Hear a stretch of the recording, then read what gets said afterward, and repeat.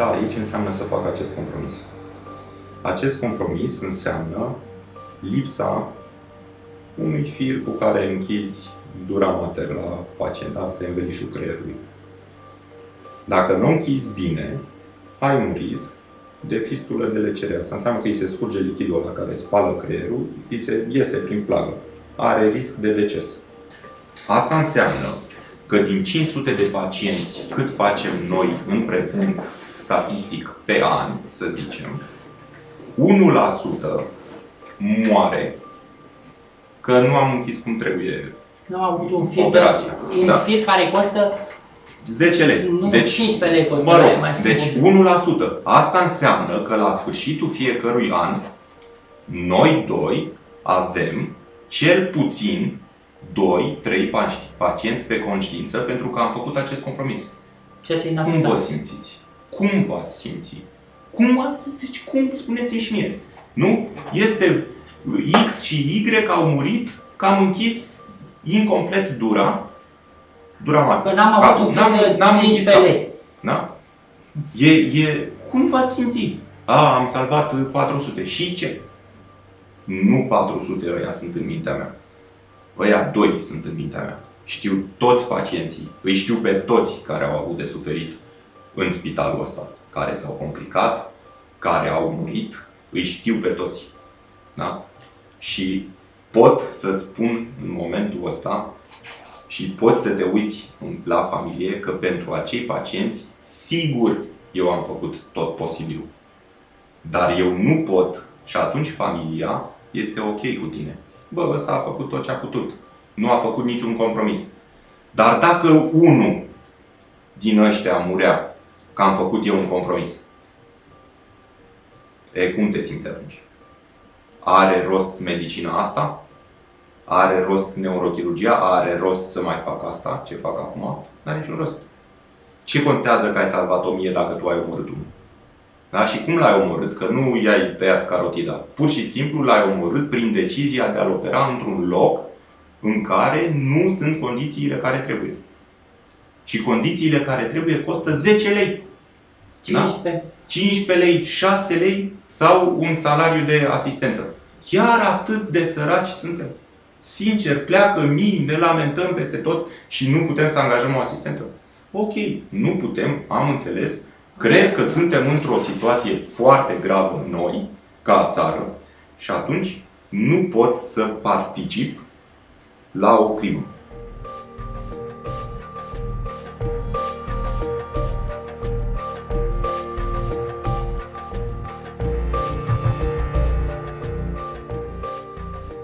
Fiecare lucru din secția asta, fiecare priză, fiecare pat, fiecare obiect din secția de neurochirurgie și din blocul operator de neurochirurgie au fost inițial desenate de doctorul Vică și de mine, apoi am fost șef de șantier, am fost arhitecți, am fost o mulțime de alte meserii și în 8 luni a fost gata toată secția de neurochirurgie și tot blocul operator.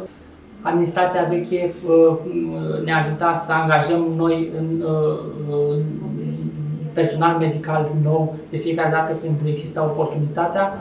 Noua conducere a făcut totul să-i dea afară și pe cei prezenți deja.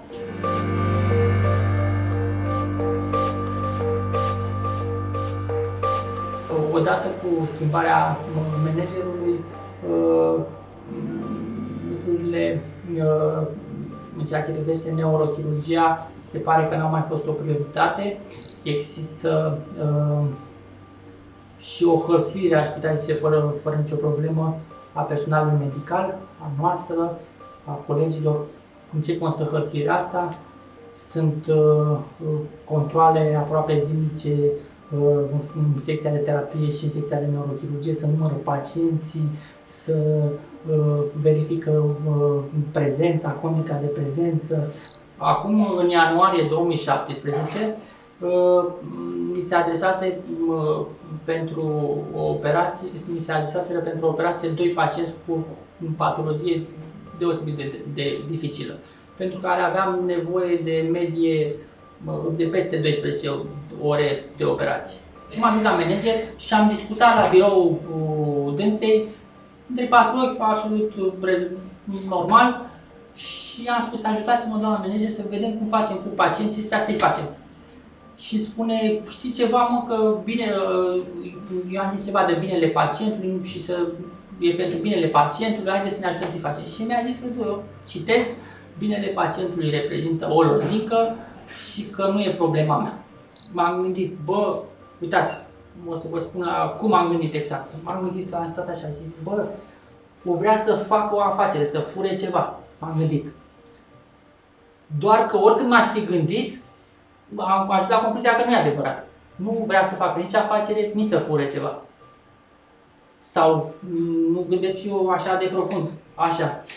Apoi m-am gândit, bă, ne urăște și vrea să dispărem. Asta mi se pare că n-ar trebui să existe la un om rațional, că nu suntem copii.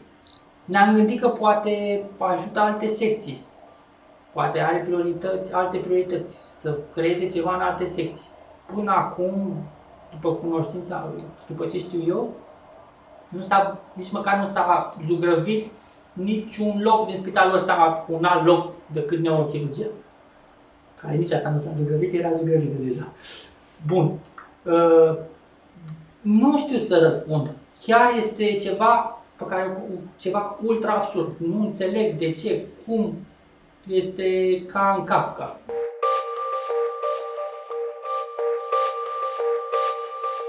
Ce pot eu să vă spun? Că am făcut aproximativ 17 referate pentru materiale care au primit un răspuns negativ cu toate, adică nu un răspuns negativ, nu au primit niciun răspuns, adică nu s-a concretizat în existența materialelor. Chiar astăzi, adică azi, 4 septembrie, era programată de către colegul meu pe care tocmai l-ați văzut plecând o intervenție de dificultate mică, o hernie de disc, pentru care aveam nevoie de microscop. Microscopul îl avem, costă 200.000 de euro, doar că lipsea husa de microscop, o husă care costă între 5 lei și 60 de lei, da, în funcție de firma de la care o cumperi. Noi am învățat, deci, în anul întâi de facultate, următorul lucru. Primul, non-nocere. Asta înseamnă că, în primul rând, nu trebuie să faci rău. În condițiile în care te apuci de o operație și nu ai materiale, oamenii sunt stresați, sunt obosiți, au frica pierderii locului de muncă, nu poți să oferi un serviciu de calitate, viața pacientului este în pericol real. Fără husă de microscop nu se poate, pentru că husa ajută la păstrarea sterilității. Fiecare discuție pe care am avut-o până acum a fost, da, se va rezolva. I-am și rugat, băi, asumați-vă că nu ne vreți aici. Spuneți voi, da, uite, și plecăm fără nicio problemă. Nu, că nu doresc eu. Și circul ăsta. Circ. Suntem circ. Suntem neurochirurgi, nu suntem circari. Dar ce să fac? Să vin, nu operez, fac, nu fac? Păi, ți-ai respectat contractul? Nu. Ok. Da.